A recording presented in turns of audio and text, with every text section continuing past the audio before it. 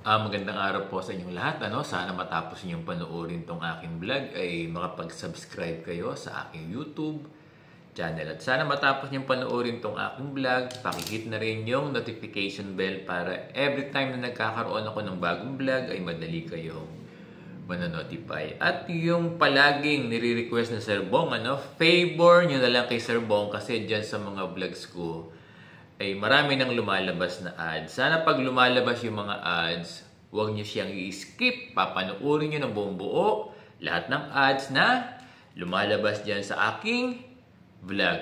Pwede ko bang asahan yan sa ating mga kaguruan? Maraming salamat sa inyong lahat. Ngayon ay July 18, Friday.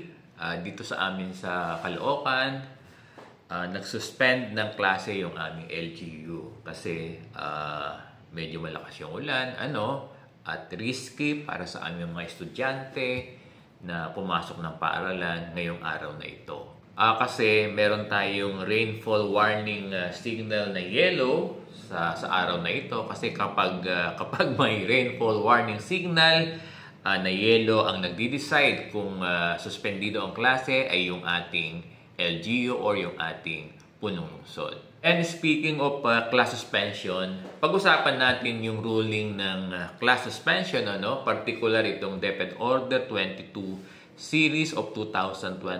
Ang title nito ay Revised Guidelines in Class and Work Suspension in Schools During Disasters and Emergencies. Kasi may mga reklamo yung ating mga guro sa kanilang mga principal or school principals dahil pinapapasok daw sila sa school kahit may class suspension. Dapat bang pumasok talaga sa school yung ating mga guro kung may class suspension? Kasi ang argument ng ating mga school heads or ng mga principals, kapag may suspension of classes, bata lang daw ang walang pasok, yung mga teachers ay meron daw. Pero ano ba ang sinasabi ng DepEd Order 22 Series of 2024 na pirmado mismo ni Secretary Sani Angara? Dapat ba talagang mag-report yung ating mga guro sa paaralan kung may class suspension? Even yung ating mga non-teaching personnel, need ba din nilang mag-report sa school kung may suspension of classes?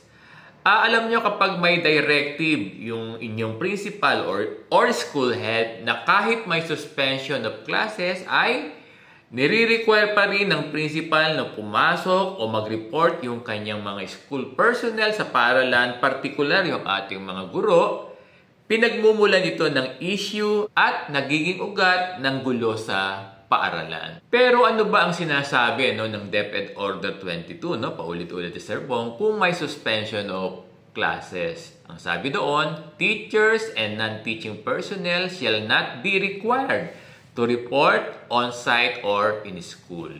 So our school personnel can stay home kung suspended ang klase. Kung ganito ang sinasabi ng DepEd Order, hindi dapat nire-require ng mga school heads or ng mga school principals yung kanyang mga school personnel, particular yung ating mga guro, para mag-report sa school. At risky para sa mga guro natin kung magre-report sila for duty sa paaralan. Dahil karamihan sa kanila ay bumibiyahe pa ng malayo in going to school. Sir Bong, sabi po ng principal namin, pag hindi kami pumasok sa school ay aabsenan kami. Alam nyo, hindi ito pwedeng gawin ng inyong mga principal. Kung class suspended, you can stay and work at home. Then, you cannot be recorded absent by your respective principals. Alam nyo, sa next vlog ni Sir Bong, pag-uusapan natin kung ano yung nilalagay natin sa DTR kung may class suspension. Maliwanag ba ito?